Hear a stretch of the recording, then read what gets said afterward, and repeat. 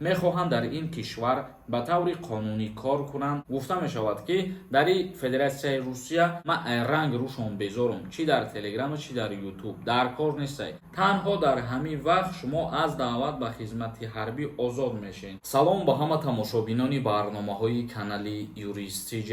тамошобинони азиз ва гиромиқадр, оиди як масъалае ки барои муҳоҷирон дар Русия ҳатмӣ шидагия гап мезанем. бо диққат тамошо кунем, ҳатман лайк бимонед. аввалан ба ҳамаи шумо хотиррасон мекунам ки худтон медонед ки вақтҳои охир YouTube каналҳо удалӣ шидастанд ва шумо агар бихоҳед ки ҳама рӯза видеоҳои моро тамошо кунед, ман аз ҳамаи шумо мехоҳам ки дар Telegram-и ма подписатсия кунед. Telegram канали ма дар комментария закрепит кардагия. бародарои азиз, аз ҳаматон хоҳиш ки бидроен я подписатсия кунед. хоб, мавзӯи асосии имрӯзара сар мекунем. санҷиши дониши муҳоҷирон дар Федератсияи Русия чӣ гуна мегузарад?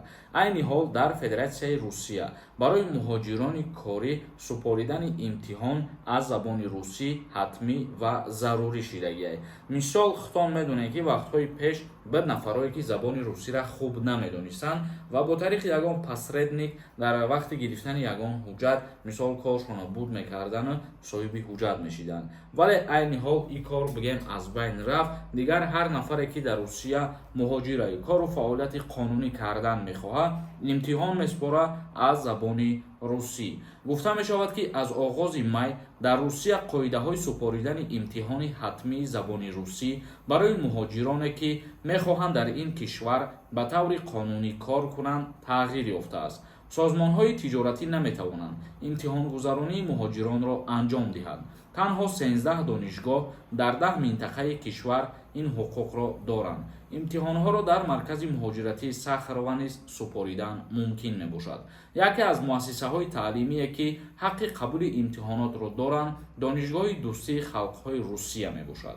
яъне супоридани имтиҳон аз забони русӣ бисёртар барои гирифтани патент, ҳуҷҷати лозимӣ барои кори шумо мебошад.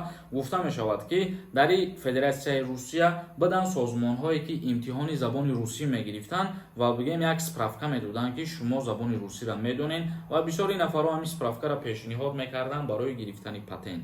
вале айни ҳол ана ҳамин тамоми созмонҳо барҳам хӯрданд ва шумо дар ягон ҷои дигар ҳақ ва ҳуқуқ надоред ки барои гирифтани патент имтиҳон аз забони русӣ биспоред. танҳо 13 донишгоҳҳое ки дар 10 минтақаи Федератсияи Русия муқаррар шидагиаст. аз ҷумла мо гуфтем яке аз донишгоҳҳои машҳуртарин дар Федератсияи Русия донишгоҳи дӯстии халқҳои Русия мебошад ки муҳоҷирон метавонанд дар ҳамуҷо муроҷиат кунанд барои супоридан ва соҳиби справка шидан аз забони русӣ. гуфта мешавад ки дар вақте ки шумо имтиҳон меспоред, таърих ва қонунгузориҳои Федератсияи Русия ана ҳамин чизо саволҳо омадаги ҳастанд ва дуруст ки ҷавоб додем, мисол успешни мегзарен аз имтиҳон. ин бад як ахбороти муҳиме ки мо хостем ба маълумоти ҳамаи нафароне бирасонем ки дар Федератсияи Русия сафар мекунанд, кору фаъолият карданӣ мешаванд. акнун комментарияҳои шуморо мехонем ва ба саволҳо ҷавоб мегардонем. бо диққат гӯш кунед. дар ҳамин ҷо ба ҳамаи шумо гуфтанем ки агар шумо бихоҳед фаҳмидан аз Россия запрети шумо кушода шидагӣ ҳаста ё ки не, ё бихоҳед фаҳмидан ки умуман шуморо запрет мондагӣ ҳастанд ё ки не, шумо дар рақамҳои рӯи экран танҳо дар WhatsApp-аш бинависонед, проверка мекунад ва ҷавобшо барои шумо мегӯяд. як кас нависондаи барои хизмат дар як моҳ чанд сомон меспорӣ? барои хизмати алтернативӣ кардан 54 000 сомон қонунгузорӣ муқаррар кардагиаст. некбахт нависондаи изо намекашӣ бо дар рекламакунӣ Телеграмат гузаштаи. ман ҳамин шуморо нафаҳмидам. та изо намекашӣ ҳамин гапа менависонӣ дар ҳаминҷа. ман айта сум напирсидам ба фикрам. ман баъри ҳамун нафарое ки моро дастгирӣ мекунанд, хоҳиши хидмат гуфтам ки просто бидроен дар Телеграми ман подписатсия кунед ва махсус инами ту борин одаморо ман ранг рӯшон безорум, чи дар Телеграм чи дар YouTube дар кор нестай. инҷа пирраи нафарое ки моро дастгирӣ мекунанд ва мо баъри ҳамун нафаро видео мекунем, ҳамарӯза активни ҳастем ва худованд кунад ки дарди сари ҳамхели бародароро ҳеҷ вақт набинам. Каримов нависондай: бародар, ассалому алайкум. вуезди ман маҳкамай, чӣ тавр кушоем?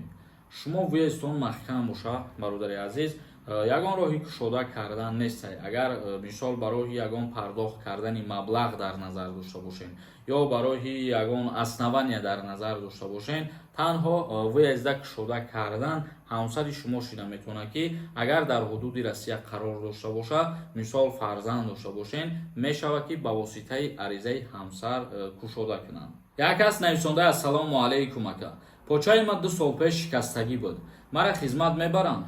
Илтимос ҷавоб диҳед. Бародарои азиз, ман як мисол меорам ба шумо. Дар ҳамин вақт ягон таи шумо бемор мешен ё ягон ҷо мешиканад даст ё ки поча ё ки мисол ягон ҷарроҳӣ карданӣ мешен, танҳо дар ҳамин вақт шумо аз даъват ба хизмати ҳарбӣ озод мешен.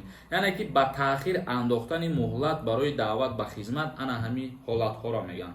Дар вақте ки бо одамизод мисол соз мешавад ва шифо меёбад, баъдан дар ӯ вақт мисол ба хизмати ҳарбӣ даъват мешавад. Ё ҳастанд бемориҳое ки бигем дар зиндагӣ дига умуман кори вазнин мумкиншон нестай ё ки таншон носолим мешавад, дар ин ҳолат ба воситаи ҳуҷҷати духтур низ аз хизмат озод мешен. Як кас нависонда барои чӣ савол менависам ответ наметӣ ё ки ақлат ин саволошда намегирад. Шарманда кардем. Шояд ман саволи тира надида бошам ва дуюми ин ки вақти сухан менависонӣ камтар одоби нависонданро ёд бигӣ, камтар одоб суҳбат карданро ёд бигӣ. Як каси дигар нависондаи салом брат. Патента переоформлят кардан мешавад. Ай Москвара дар Екатеринбург. Ҳозир намешавад, вале дар ояндаҳои наздик мумкин иҷозат битиҳанд, чунки пешниҳод шудагӣ ҳастай. Як кас нависонда ассалому алайкум брат, хубӣ? Ҳамин патента як моҳи охирша наспориву Тоҷикистон биёй. Боз кай рафтан мешавад? Вақте ки шумо як моҳ намеспорен аллакай ва патенти шумо имконият ҳастай ки аннулировад шавад. Ва патент ки аннулировад шид, як минуси безебаш ҳамияй бародари азиз ки та дигар то муддати 1 сола наметавонӣ ки патент бигирӣ, яъне ҳуҷҷат спорида наметавонӣ. Та обратно ба Федератсияи Русия бирай, дохили амришаи тира бимонанд, лекин ҳуҷҷатҳои тира дигар қабул намекунанд. Хоб, тамошобинони азизу гиромиқадр, то видеоҳои оянда, худованд ҳамаи мо шуморо нигаҳбон бошад.